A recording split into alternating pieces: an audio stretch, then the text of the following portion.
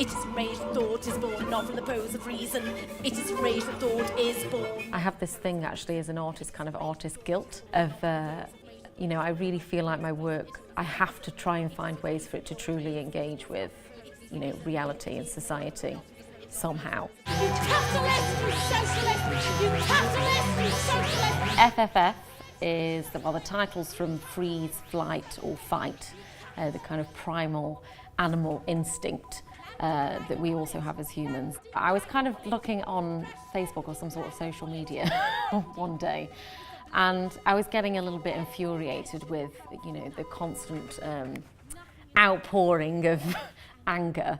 And I was kind of thinking that this is just becoming kind of a sounding board for everyone just to put all these things and wait for comments, and it's not actually achieving anything or doing anything. You can delete your account at any time, but tweets will remain visible for the duration of the flight. I do all of this kind of research that's in a very kind of human sense, and it's about the body and it's about our primal instincts, and then I have this very methodical approach to how I plan the harmonic language and things like that. So I have a huge timeline, and then I add things in different layers. So I might add in harmonic information. I might put in like a violin gesture at some point, at, you know, 15 seconds in. And then I might add up here like the tempo marking, and I might do some sort of graphic representation of the orchestration of it in some way at different points. And it'll also have tons of text around it. And it's not necessarily even the text that I'm singing. It can be text from, you know, the books that I've read around the subject matter that's particularly provocative to me. In the beginning, it's the scream. The first part of the piece, the kind of freeze moment, which is when we obviously come to something or acknowledge something, and our initial instinct is to kind of do this, the kind of rabbit in headlights. What's described as the scream moment, where people go, oh my God, this is so bad. Ah, I'm so angry. The way that it's written for the voice is very gestural, and it kind of follows the idea of a scream. So it's really kind of mirroring the online need to kind of go like this crazily. Ladies and gentlemen, my name is Laura, and I'm your chief flight attendant.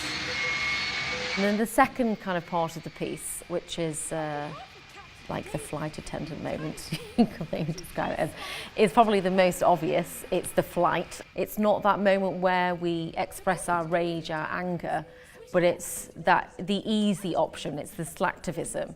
It's kind of the option that we all do. I do it, you know, it's very important that we do it, but it's the kind of easy way to do something and make a change. Before I come down there to tear out your rotten teeth.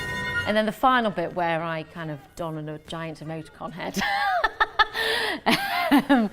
is, you know, it's the kind of call to arms moment. It's the kind of, you've got to acknowledge this. And so that's the moment that kind of, you know, you try and hopefully get people to acknowledge something within themselves, whether they totally disagree or agree, but it hopefully kind of forces people into some sort of kind of engagement with an inward-looking moment to kind of explore what they might think about what they've just experienced, I suppose. There is identity, but identity exists in an architecture. I would much rather to really challenge myself, take a lot of risks and fail, than write what I know and be really safe. It's just not the kind of artist that I'm interested in being, so it's, yeah, risks are very important. But that's the point, and the point is that I push it as far as it will go until I can't sing anymore. And it's that kind of willingness to sacrifice, I suppose, to sacrifice the voice to be able to communicate something that is, you know, that's happening in reality in the moment. It's not faked, it's actually happening. Like, I am pushing my voice that far that it won't work anymore.